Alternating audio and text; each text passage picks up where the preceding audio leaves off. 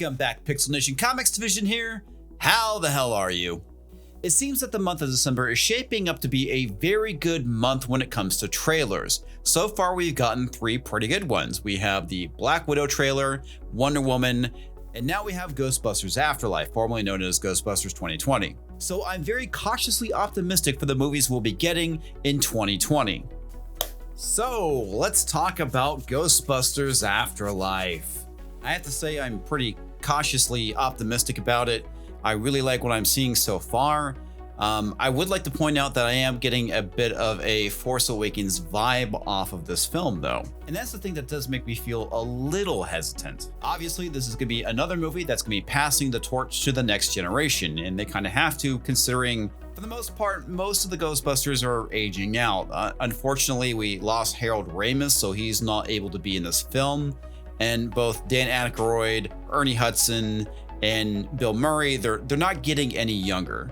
When they made the casting announcements last year, I wasn't too keen on the fact that they're casting a bunch of kids. I was kind of hoping they'd be passing the torch to their children rather than their grandchildren, which seems to be the case.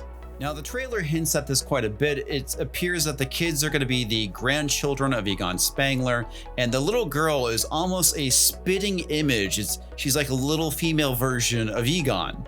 There's also a very strong Stranger Things vibe, and it doesn't help the fact that they have one of the kids from that series in this movie.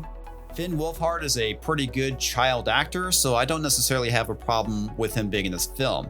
I just hope that they really kind of keep to the original tone of the first 2 movies, which was, a comedy. And this trailer is, we don't get any real humor in it, and we eventually do get some ghosts and some callbacks to the original movies. So yeah, I'm cautiously optimistic. I think Sony knows that they really have to hit it out of the park with this film, considering Ghostbusters 2016 was just a complete debacle, and it was, for all intents and purposes, it was a failure at the box office. Factoring out everything related to the culture war, this movie didn't resonate with movie-going audiences. And this could be for any number of reasons. The trailer was terrible, it was massively downvoted on YouTube, it clearly didn't resonate with the fans of the first 2 films. Younger members of the audience may not have given a shit about it because they didn't grow up with the Ghostbusters, and last of all, it could be a simple case of get woke, go broke. Having watched this trailer multiple times, I think this movie is going to have a lot going for it. First off, it's going to go and respect the source material.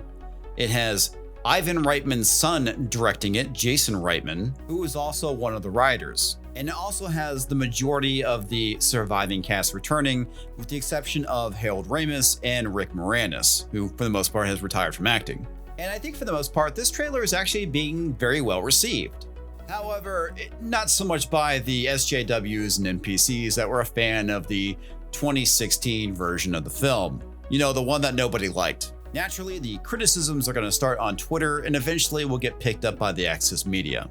This coming from Bounding Into Comics, they're reporting that NME journalist James McMahon blasted it on Twitter. He writes, "Fuck that Ghostbuster trailer. You don't reward regressive fanboys, many of whom created the atmosphere of racism, misogynist toxicity that led to a leading lady leaving this very platform by making the very film that they wanted in the first place." And a lot of comments on this thread were pretty priceless and some of them rather spicy, but I want to highlight this one response from Comic Perch, who I think nails it on the head. "For what it's worth, I don't think a film starring a single mom and her kids, setting up a young girl and her mom as primary characters, is exactly a film that checks notes racist, misogynist, toxic, regressive fanboys were asking for, but that's just me." We have another hot take coming from Matthew Rodriguez, also known as Hispanic Pixie Dream Girl. Obviously a blue check mark. In my opinion, of course, Ghostbusters Afterlife is about family, lineage, and legacy, and all the other fucking white patriarchal American values. It's literally a reaction to the idea of 4 women, including 1 black woman. The franchise must assert its real predecessor, and he later has to clarify successor, because, words are hard sometimes. Clearly, the idea of family is a social construct and must be torn down along with all the other Western values. And we also have this tweet from Adam Lance Garcia, who says, "Consider me intrigued. and then realizes he has a blue check mark next to his name and has to immediately go and walk it back. He says this in a follow-up tweet. This, of course, is not to discount Ghostbusters 2016, a film that was unfairly attacked by the worst kinds of humans, most of whom were men, because men are inherently emotional and irrational and get angry when women do anything, to which I say, go fuck yourself, dudes. Blue checkmark indeed, because second verse same as the first. I don't know about you folks, but that sounds rather sexist to me. Clearly, Adam has some internalized misandry. So I guess I will cite this tweet as evidence that, well, at least Adam is inherently emotional, irrational, and gets angry when people point out that Ghostbusters 2016 is simply just a shitty movie. I think it's time to cue the virtue signal. Anyway, this week I fully expect to see hit pieces coming from the Access media calling fans toxic because they didn't like the Ghostbusters 2016 reboot, never mind the fact that it was completely garbage and nobody asked for it. While this trailer comes off as a love letter to the original, and it's obviously being made by people who care about the original Ghostbusters films. Anyway, folks, that's all I got for tonight. Let me know what your thoughts are about this trailer. Are you cautiously optimistic? Are you hopeful?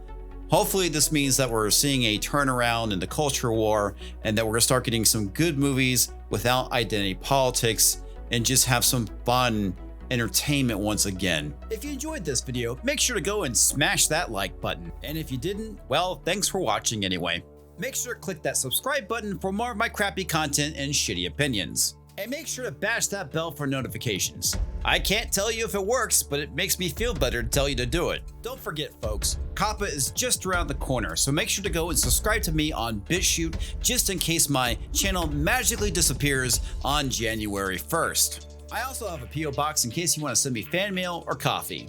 I really like coffee. I've actually had this P.O. box for over a year and I have no idea why I didn't advertise it till now. Because reasons, I guess. And finally, I want to give a huge shout out to my supporters on Subscribestar. You guys are amazing. And because EHuntington is a member of the I'm a sucker with a lot of dough tier, I'm contractually obligated to read his name out loud. All joking aside, thank you very much, EHuntington. I truly do appreciate your support.